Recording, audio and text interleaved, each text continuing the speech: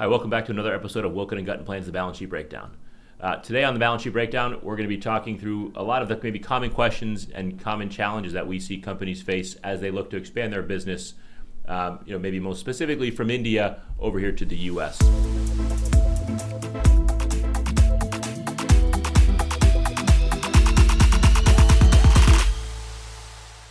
Today, joining me on the podcast is the leader of our international group, Vinay Navani. So, Vinay, thank you so much for joining. Hey, Chris. I think it's going to be exciting. I think it is exciting. This is stuff that just always kind of percolates in my head, and I'm glad we're kind of putting it all together in a list and organized format. I feel like you and I do a lot of this work together, right? And we have this maybe same conversation. It feels like weekly.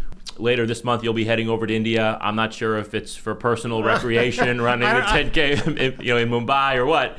But this seems like a timely conversation. Yeah, exactly. So January 21st, 2024, the Indian Tata Marathon in Mumbai. I'll be running. You'll be there. Not the marathon, the 10K. 10K. But I do like to go every year and just kind of visit and collect with clients, and because what we'll talk about today is a lot of the U.S.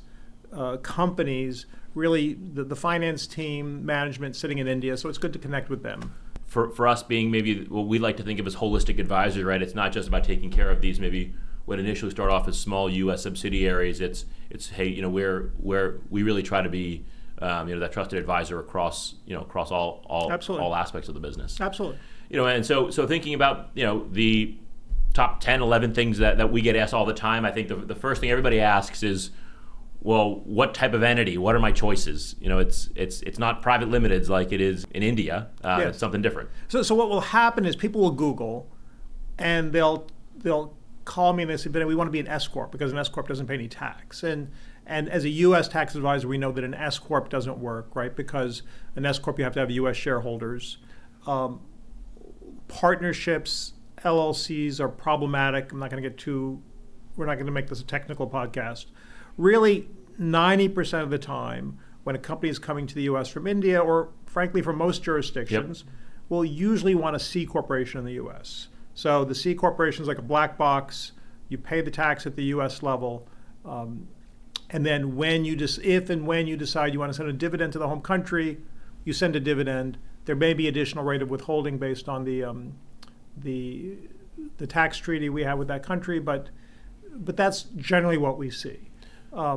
The other nuance I'll throw in there is in India, they have concepts of partnerships the same way we do, LLPs, general partnerships. But in India, it's a very different concept. In India, the partnership firm pays the tax, and the distribution goes out to the partners tax-free. In the U.S., of course, it's the opposite. The partnership reports the income, but it doesn't pay any tax. The owners pay the tax. And that's one of the reasons why kind of partnerships don't really work well coming from India to the U.S. Right, like you said, the C Corp allows everything to kind of be fully self-contained, typically no initial tax obligations or filing obligations by anybody else other than the C Corp, as long as we plan it right. Correct. I think with that, right, it's, hey, I'm opening a business, how do I fund it? How do you fund it, exactly? And, is it debt? Is it capital stock? What is par value? And I mean, to me, it's, hey, par value is always some nominal rate, but I think that's not how everybody necessarily feels about it. Correct. So in the U.S., look, we're accountants. I'm not a corporate attorney. In my mind, par value of stock is kind of a something from antiquity. It's something that really has no practical significance. Although I'm sure there is something. An attorney would argue with you. Yes. Right. Yes, but okay. Okay. So. And that also as a preface, we don't practice Indian tax law. We don't I kind of see it from a more practical point of view. So in India, when they look at par value as that there needs to be an exchange of money from India for something of equal value.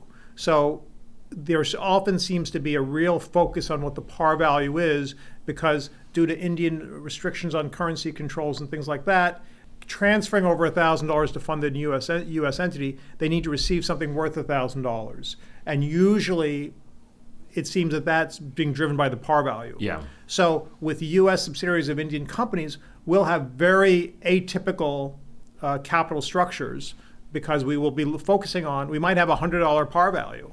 which you would never even think about that. It's a penny, it's a tenth of a penny typically. Or a no par. Yeah. Right? But I've got plenty of clients where we have $100 or $1,000 per share par value in a Delaware corporation. So it's just something to keep in mind, because unless you're focused on that issue, most people in the U.S. will not understand that. So Vinay, you just mentioned Delaware. Why? We're sitting in New Jersey. Why Delaware? Why Delaware? So just like par value, I said we're not corporate attorneys, and there's obviously a legal aspect to this. I'm going to give you the non-legal answer, which is Delaware is not a tax haven, but it's tax neutral, income tax neutral, meaning that if I'm formed in Delaware and I'm not doing any business in Delaware, Delaware is not going to subject me to an income tax.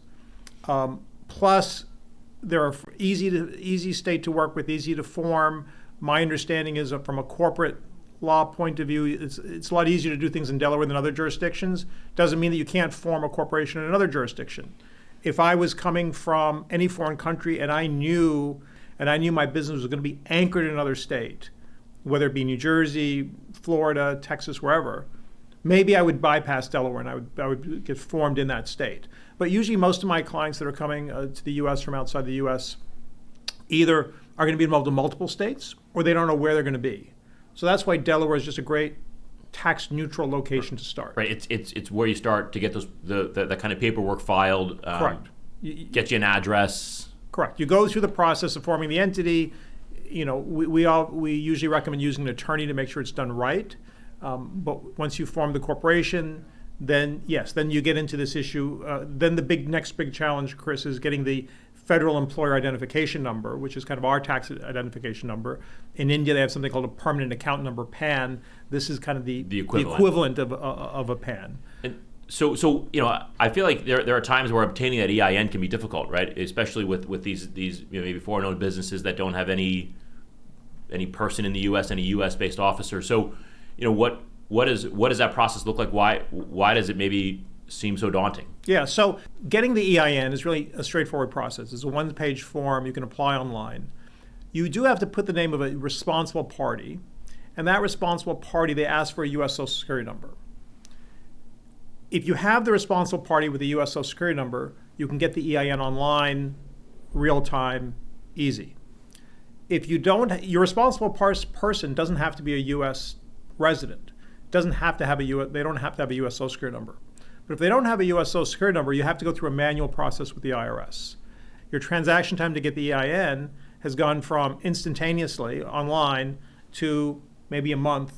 At the whim of the IRS opening your paper application, reviewing it, approving it, where right. If I want to do it personally, I can, Right. And as we know, clicks of the mouse. You really cannot do anything without an EIN. You right. can't open a bank account. Most vendors are going to want EINs. Yep. You're just paralyzed. Yeah. And that's often the dilemma that my clients from India or outside the U.S. will come from. Right. It's just a waiting game. It's a waiting game. It's just right. a waiting game. Right.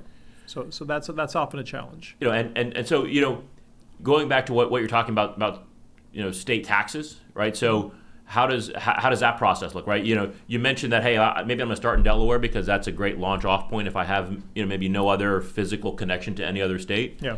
What happens when the first thing I do is open an office here in New Jersey? If there's a lot of life science companies that we see maybe coming here and mm-hmm. they Sure. sign a small lease. What does that do Sure. to my Delaware registration? Yeah. So let me take a step back. So in the U.S., unlike a lot of countries, we've got a federal level, federal taxes, and then we have 50 states, most of which have their own income tax, their own rules.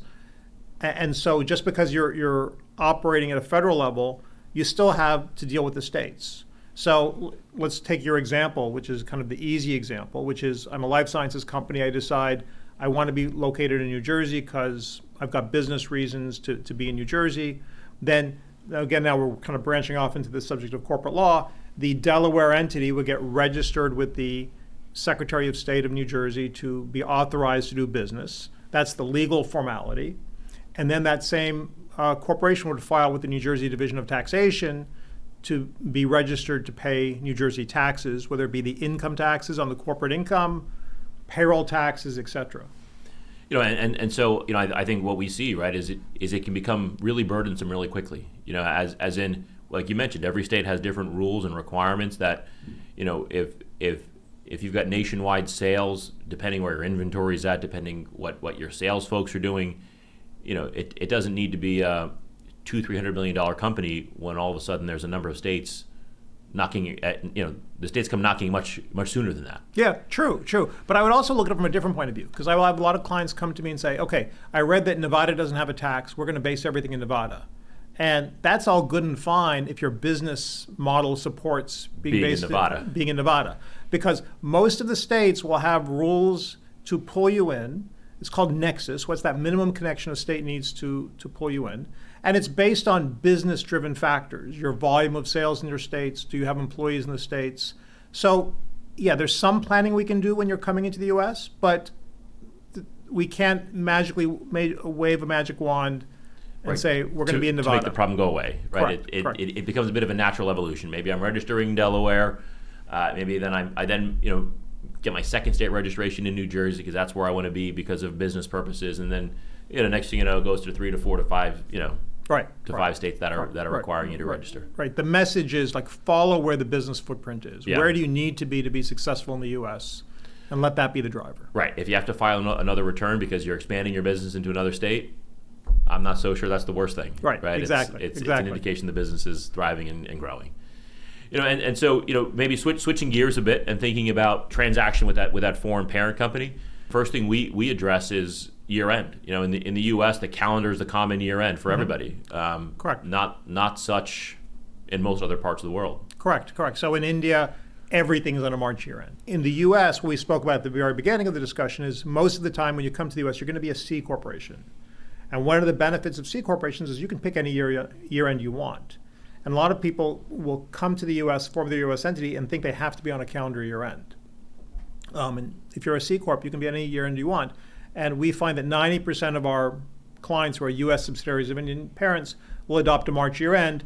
It's convenient because your books are aligned on a worldwide basis, and there's some benefits under the foreign tax credit rules to being on a March year end. So it's almost a no-brainer. What does that process look like? Say there's a U.S. sub that's registered as a December year end. What does it take to switch to a March to maybe bring that alignment into better parity? So most of the time, you can do it automatically without prior IRS consent, and you would file a short period return. So if you were a December year end, you'd file whatever your regular December year end is, and then you would file a short period return from January to March. And there's a form you attach that tells the IRS you're changing your year, and you have to fall within a certain guidelines to be able to do that automatically without IRS advance consent. And then bingo, there, you're on a March year end. Every 12 months. Yeah. You're not locked into it forever. You're not locked into it.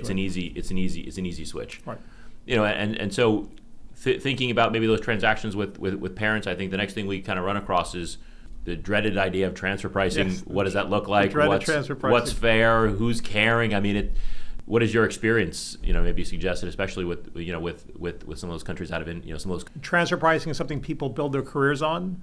I'm not a transfer pricing person, but the obviously idea behind transfer pricing is if two related companies are dealing with each other, we want to make sure they're dealing with each other the way they would deal with each other as if they were unrelated, right? No government wants their profit or tax base to be eroded by shifting income. By shifting income, correct. You said it better than I did. The concept of transfer pricing is almost universal. And the methods, my perception is they're very common, they're very similar. What the different methods the IRS allows are very similar to what most countries allow. In India, just anecdotally, transfer pricing seems to be a much more procedural issue, meaning that it seems like most all companies have a well put together transfer pricing approach because it is much more in the spotlight in India. Okay. And I would say a majority of the time, that same transfer pricing methodology used in India will often work in the U.S. I've been in IRS audits where we've provided the IRS auditor the copy of the Indian transfer pricing study. Generally, we've not had an issue. Doesn't mean you still have to, you shouldn't, it's got to be reasonable, and we'll often have it vetted by a U.S. transfer pricing person. But the concept is the same. Sometimes I will have companies with IT companies where there'll be a U.S. entity, which will really be the client-facing entity. It will contract with the U.S. customers for IT services, but most, if not all, of the delivery or the fulfillment of those will be done by a related entity in India. Yep.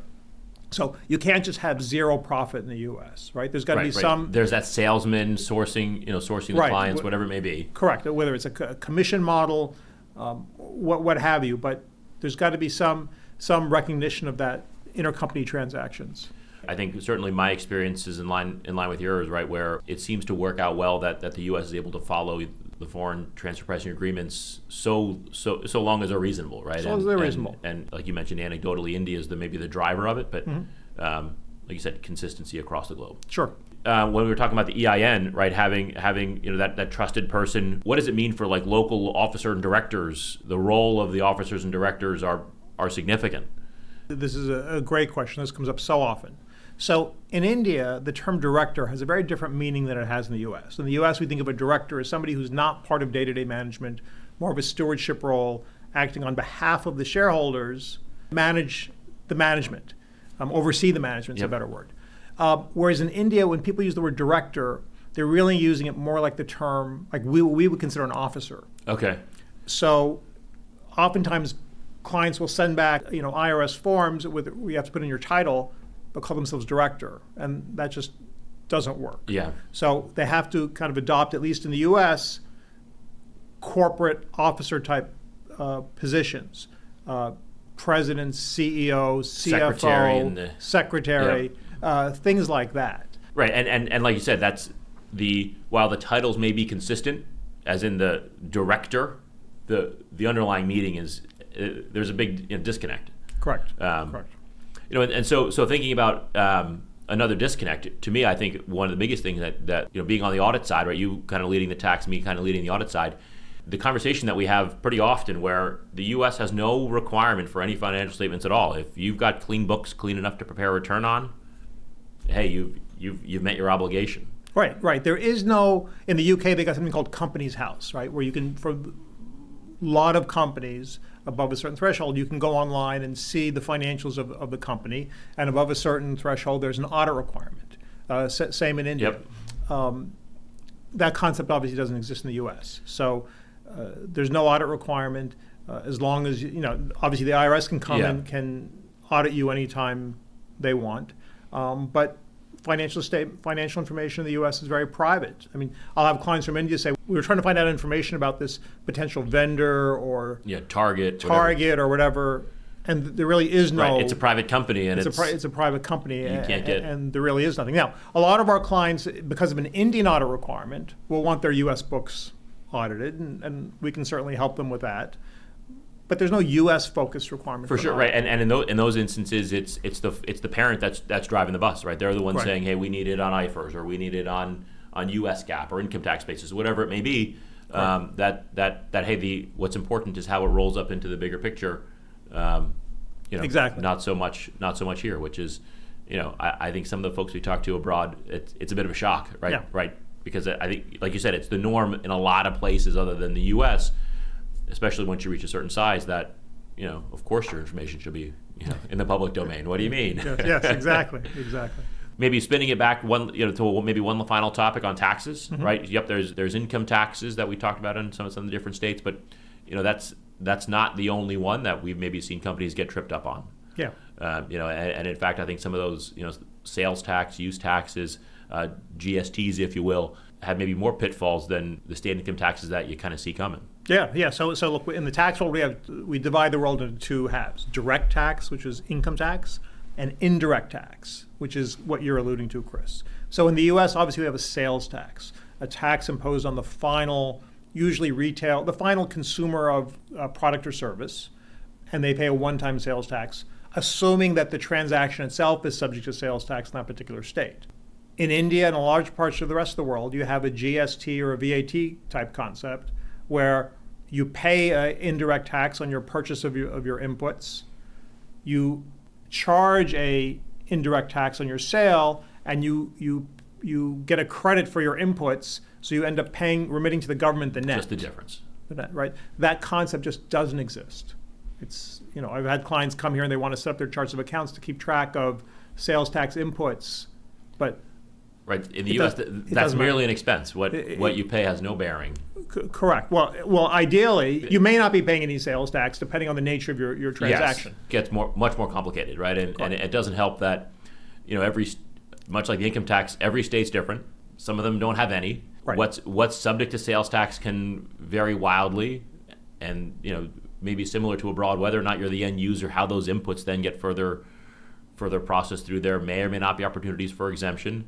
And so, these indirect taxes can maybe be more complicated than sales. Right, absolutely, and there's a lot less consistency across the states, and especially with companies coming from abroad, in the world of electronic commerce, that can be a big trap because some states will, if you just look at the world of software as a service, SaaS, Yep. some states will impose sales tax on SaaS products, some will not, and that can just be a very tricky item, and it's just really, if you don't plan for it, you could end up in a difficult situation, owing a lot of money that you could have passed on to your clients had you been proactive and known about it. Exactly. Right, and so to me, that's knowledge is power, right? Mm-hmm.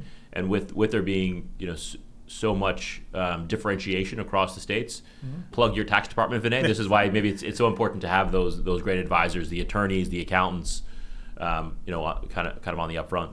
Yeah, constant communication is the key. Whether you're going to a new state or developing a new product line, you may go from a situation where you're not subject to sales tax to a situation you are subject to sales tax. Right, just because those rules are so different. For me, maybe the last question is, I know you've ran the 10K before when you were in Mumbai, so are you going to be faster this year than you were a couple years ago? I will be definitely slower. I will be definitely slower. It's a few years since I've ran it, so there you go. Definitely going to be slower. I just want to go have a good time. Yeah, I mean, listen, it's it's getting into the summertime over there, so you can escape the 30-degree weather here in New Jersey. Well, I'll be going to 30 degrees Celsius weather there. Right, exactly. Right. So 30, it'll be fine. So Vinay, this has been great. Any maybe final thoughts as we wrap up here? No, this has been fun, and we love having conversations with people, just to kind of brainstorm, and because every time we have a conversation, I'm learning something new too. So I really enjoy these opportunities to speak with people, expanding their business to the U.S. Yeah, no, and listen, I think I feel the same way. It's this is the exciting stuff. Helping companies expand their business, grow, and how we can help make sure that they're pointing the ship in the right direction. Great.